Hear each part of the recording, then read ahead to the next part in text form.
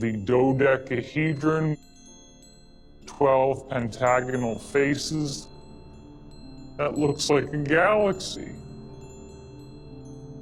The background radiation from when the universe was first created has arranged itself into this odd geometric pattern. Time markings, the alignment of these winged disks, the self-referential diagram. It's the secret to understanding this mystery that we're dealing with. Vibration, a vibrating puddle of liquid. The next step, Frostfield chromosome formation. The chromosome's all broken up. There's about to be a cell metamorphosis, a double helix. And there's 12 stations, a triple helix, and then boom, what's this? The ladder and the helixes. This is the frozen vibration. Here's your great red spot, which is at the limb of the tetrahedron. And this also extends through the great dark spot. Ordinary particles of sand in it are then vibrated like the white keys on the piano. Atoms and molecules as we know them, not little bitty chunks of matter, but they're not behaving the way they should. This is what a wave does. It ripples like two waves on a pond coming together. That's where it can move around in space. In the inverted world, this would all be just kind of an interesting intellectual study until you start looking at larger objects.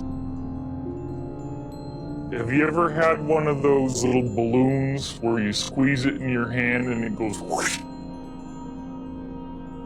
Now just chew on that for a second. If DNA can turn into a wave, then that opens the door to all these quantum non-locality principles. A virus can turn into a wave, more power than any wave that could ever be beamed at you. Energetic beamings, what's over there on the other side when you flip over a particle? The three-dimensional realm where time is spaced out. But then you got this whole place on the bottom. And where is that? And how do we get there? You gotta punch a hole through the apple or the donut in this case as you go down. This whole system can invert, but you're fixed in time, it's moving forward like a river. This is where we're having dreams about fairy circles and fairy rings. Well, you don't just find them anywhere, you have to go into these circles. You see, there's an energetic transmission. You focus everything into the one spot in your brain. The center is where all the action happens, and the other one up there. Well, look at this. All these cultures focusing on the pine cone.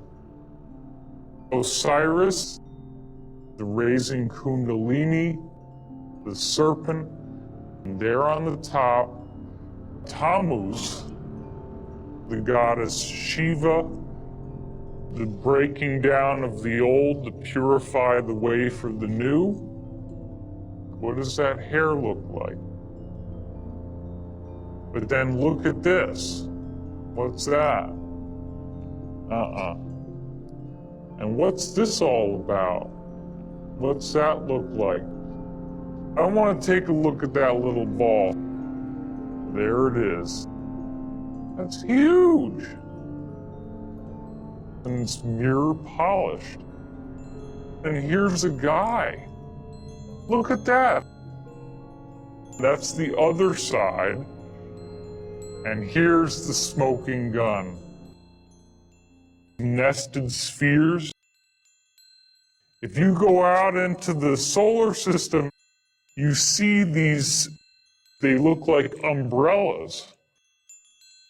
When light strikes your retina, there's a little nerve system here. When the light goes off, it signals electromagnetically to the gland, which then secretes melatonin into your cerebrospinal fluid, which activates the whole brain's sleep mechanism. That's not an accident. Dimethyltryptamine, yopo, ayahuasca, profound time dilation. The interior is filled with water, and the shape of that water flips in and out through time-space. Most people have this chunk of calcium which looks white, and if that little guy is off to one side, why is that? Our diet, the use of fluoride in our toothpaste, fluoride in our water, captured in the grip of materialism. Drinking too much soda, carbonated beverages, too much refined fats, refined sugars, refined flours, white flour. This is where it starts getting very, very strange. If therefore your eye be single, your whole body shall be full of light. The interior, all along the inside, has rods and cones just like the retina on your eye. The fluid is there. Something appears to be happening inside. It's like there's a little television in here, just being picked up by the rods and cones. Have you noticed that when you visualize something strongly enough, when you're having a dream, the silver cord is anchored right here. You hear a loud cracking noise when the light goes out. And you see all these weird rotations, and they're all going in these different directions. When you do that, there are little molecules inside this water called microclusters. It feels like a pressure inside your head. It's like there's a gong. A car engine, and it suddenly gets going. Explosive energy zooming around, doing all these different things to shield off the water inside and get really clear and figure out what's the message. Seeing yourself as unholy, seeing yourself as impure. And that requires a great deal of work. Your interior retina records the visual images, delusions of waking hallucinations.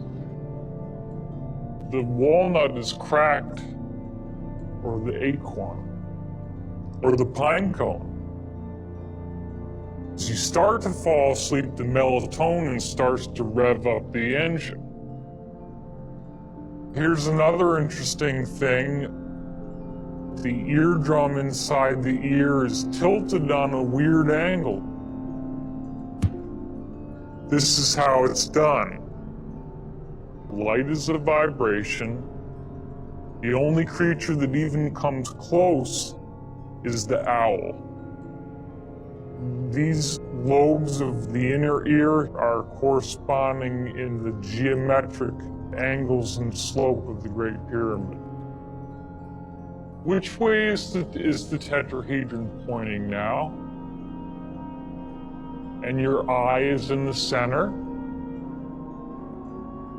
Nobody understands it.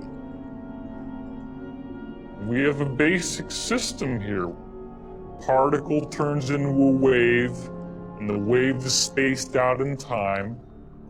Or has it already been done? Has it already been done? We have to ask ourselves, what are the needs? We need a barrel-shaped or pinecone-shaped container. How these little vibrations run has everything to do with where it goes. Then you need some kind of method to pick up the visual images. What does a television use? It uses a cathode ray. The electrons strike the surface and they glow. Squirt an ionized gas in the middle, and then that might pick up the visual images. This is real. A human being is about this tall. Rings start going in all different directions, and this is what it looks like. It becomes huge.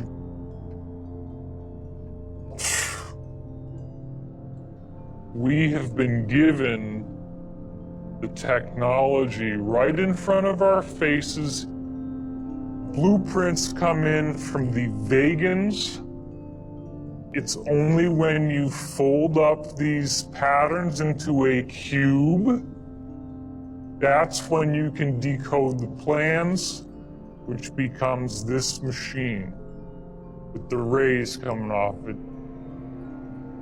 This actually looks like the fisheye lens distortion effect.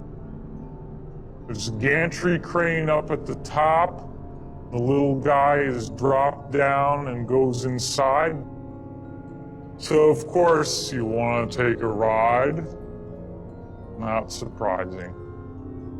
This is the chamber, and here's your geometry. Look at that. Goes by pretty fast. Guess what happens? Big, bright luminosity. And there's an ascension experience at the end of the dream. Now here's the thing. What was found, even the little filigree on the outside, the little 1 centimeter raised filigree, this is what it looks like when the tides open. Brilliant, vibrant colors inside, and this grid pattern. It's called the yellow disc, and then you get a full color image, unlike the other one where it's all yellowy. Everything goes perfectly white. A very strange thing has been happening. An interlacing of images. You couldn't make out one from the other because they're flip-flopping so fast. 2009, 2010, 2011, 2012, bam! They have a whole server farm of computers just to deconstruct the two images. What do you expect is going to happen? This really takes on a whole new meaning in a way that you've never heard of before.